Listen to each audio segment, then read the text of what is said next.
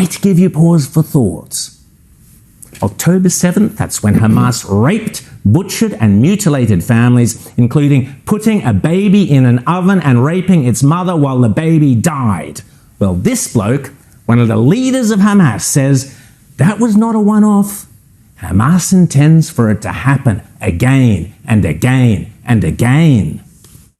النصرية لازم نأدبها وحنأدبها مرة ثانية وثالثة، ومش هذا حتكون طوفان الأقصى أول مرة، لا حتكون ثانية وثالثة ورابعة، لأنه إحنا لدينا إصرار ولدينا قرار ولدينا إمكانيات. And here is just a tiny bit of what he's boasting about. One more tale of horror from that day, October 7th. And I'm sorry, it is distressing. There was a little girl, around 8 or 9 years old, and they cut her head here. Over here. Cut it or they cut it off? They just cut it all. No head. She was still breathing. She was just like shaking. And I performed a tourniquet, but it was her last breathing. Her last breathing. I wasn't there earlier to save her. She just lost so many blood for hours, all by herself. No one was near her even. She was so afraid. Her eyes, all by herself. Should we take these murderous bastards seriously when they make their threats to obliterate Jews from the river to the sea? Damn right we should. Here's some crazed mullah declaring that defeating Israel is only the first step, and that Spain is next. بد أن نقول إن فلسطين من بحرها إلى نهرها أرض الإسلام، وإن إسبانيا الأندلس أرض إسلام. He then goes on, he wants the armies of Islam to seize back Andalusia and Spain, and then move on and conquer Rome, and then when they've done that, conquer the rest of the world. No lack of what his religion perceives to be moral clarity is on his part. Now, that might sound like fantasy or hyperbole or whatever, until of course you see the footage that came out of London and other European cities during the weekend last night.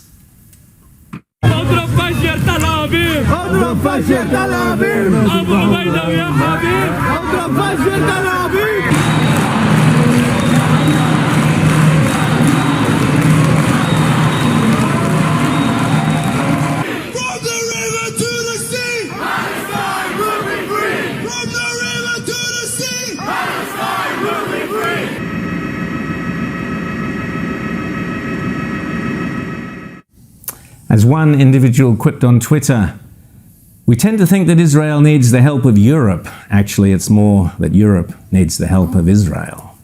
What is clear, however, is that such vile aspirations, as expressed by so many, would mean for the women of the West. Those same women, in many instances, out there protesting against Israel and for Palestine. Don't say you weren't well warned.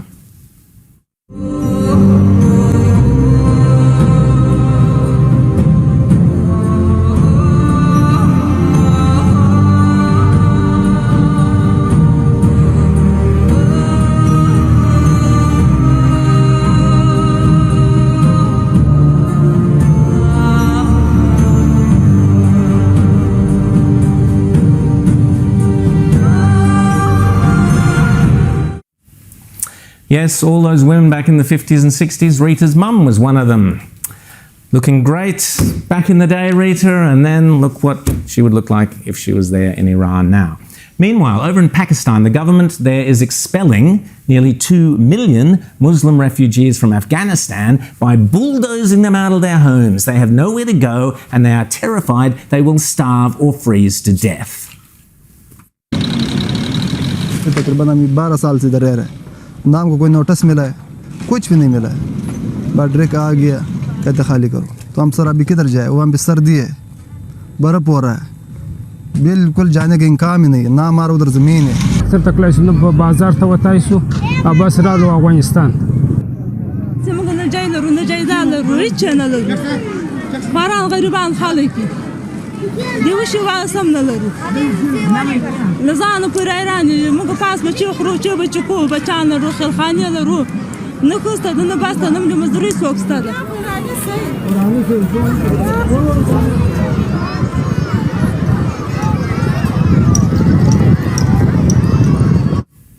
So where is the universal outrage as Pakistan expels 2 million people, pushes them out, bulldozes their homes? Not a whisper of protest from the universities, no marches on the Opera House, nothing. There's your moral confusion writ loud and clear. But that moral confusion is nothing compared to the moral depravity of the United Nations, who this week made Iran, one of the most murderous, tyrannical and evil nations on earth, the chair of the UN Human Rights Council Social Forum. Couldn't make this rubbish up. As I said last week, Australia and other Western nations must now quit the United Nations, stop all funding, withdraw immediately. It is untenable that we, you and me and our tax dollars are funding this thoroughly corrupt, perverse and sinister organisation. We must get out now. No ifs, no buts. At a time when the free world desperately, urgently needs to regain its sense of moral clarity, the UN foments the very opposite, moral depravity on steroids. Finally, here's a young man, Luau Ahmed, a Yemeni Arab, who, it strikes me, speaks with crystal clear moral clarity. To those raising the Palestinian flag, where were you when ISIS was launched in the name of Islam and beheaded tens of thousands of Arabs in Libya, Syria, and Iraq? Why didn't you take it to the streets and raise their flags and condemn the terror and call for a ceasefire? Where were you when Arab dictators and terrorists killed hundreds of thousands of Arabs in Syria and Libya? Why didn't you take it to the streets then and raise the Syrian and Libyan flags and condemn the terror and call for a ceasefire? Where were you in the last decade when Saudi Arabia, backed by other Arab countries, killed and starved out more than 400,000 Yemenis, my country? I didn't see any of you take to the streets or raise the Yemeni flag or condemn the terror or call for a ceasefire. This calls for some self-reflection. When millions of Arabs are slaughtered by other Arabs, you say absolutely nothing. But when 7,000 Arabs are killed by Jews defending their right to exist, you revolt, you get angry, you raise the flag, you condemn the terror, you call for a ceasefire, you turn the world upside down. Why is that? Why were you so silent then, but so loud now? Can it be that you are finally raising a flag and creating chaos because you only hate that the perpetrators are Jews? Because you obviously don't care when millions of Arabs are killed by Arabs? Can it be that you storming the streets is just you venting out your hatred towards Jews? The same hatred that we learned by our mosques and schools? You often speak of numbers and proportionality, but by the rules of proportionality, you should not be raising the Palestinian flag unless there's another agenda at play. Jew hatred, or as I like to call it, hatred. Moral clarity. I urge all Australians, whatever your politics, whatever your background, Australia is the most successful multiracial nation on earth, and it is our duty to make sure it stays that way, and that means that every Jewish child, every Jewish boy and girl, every Jewish family, every Jewish mum and dad and gran and grandpa feel safe and secure and free today of any threats, taunts or aggression in this their homeland. It is up to every one of us to make that a reality in every way we can. And it starts by refusing to have anything to do whatsoever with the current sinister and obnoxious anti-Semitic pro-Palestinian protests. If you know a Jewish person, give them a hug or a phone call today. Well, I'd reach across and give you a hug, David, but Rita's in the way. She'll give you a big hug. Dr. David, that's much better, exactly, much more preferable. Dr. David Adler, Australian Jewish Association. You've got a great article, front cover in The Spectator Australia this week, of which I'm the editor.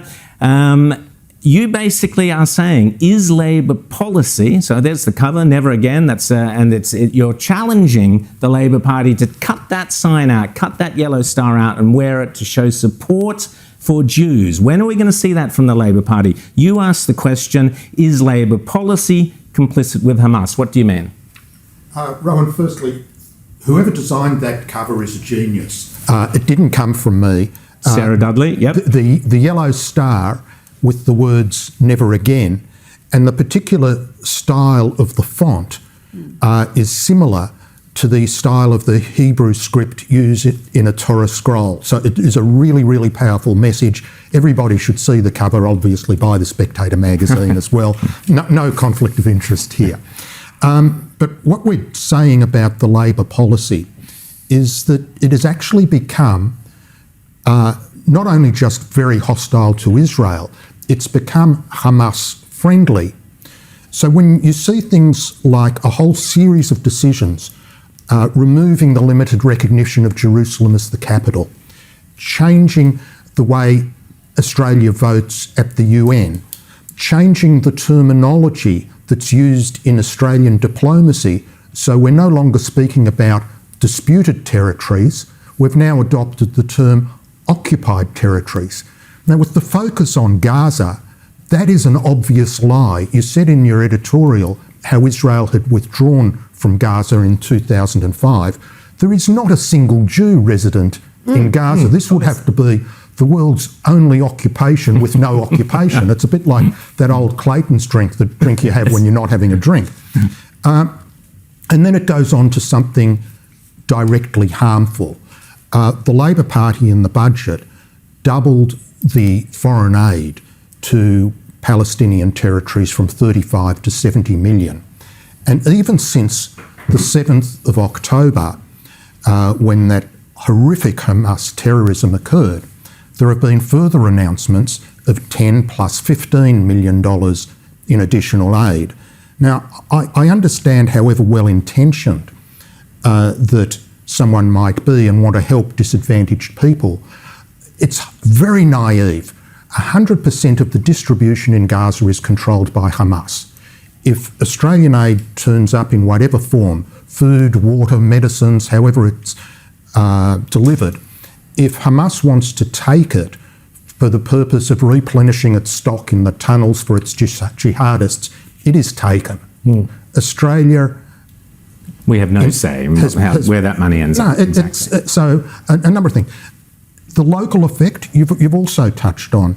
By changing Australia's official position, it is legitimising the hatred of Israel in Australia and pouring petrol on the flame of anti-Semitism. So we are very disappointed, and we're calling on the Labor government, if you don't want to stand actively with the traditional ally Israel, at least stop the things that are doing harm. Stop sending money over there, resources over there which are grabbed by Hamas. You also mentioned, of course, Penny Wong, poster child of Quds Network, Quds News Network, I believe they're called, Correct. Who applauded her decision. I think we've got a photo of that. There she is. That's the Quds News Network, Hamas-affiliated or supported outfits, praising Penny Wong's decisions there as Foreign Minister, correct? Absolutely correct. And I think this is the first time an Australian minister has been put on the poster of Hamas. Let's hope it's the last. Maybe you've got to think whether it's the correct policy or not if you're praised by Hamas. Well, and it extends to us abstaining from certain UN votes, which have also been noticed. Now, there's also the semantics around, okay, we know a ceasefire is going to help Hamas, allow them to regroup. So now there are calls for what's been called a humanitarian pause. Now, I don't know how that differs from a ceasefire, but what's your response to that? What's your response to people who say, why can't we have a pause just so the innocent civilians can get some assistance or perhaps remove themselves from the line of fire?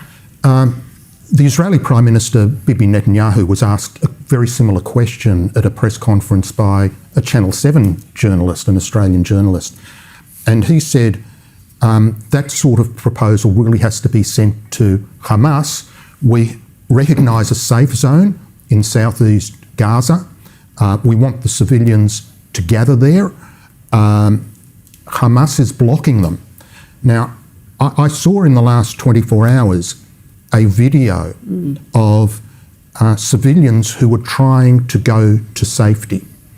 They were killed by Hamas gunmen and their bodies are on the road.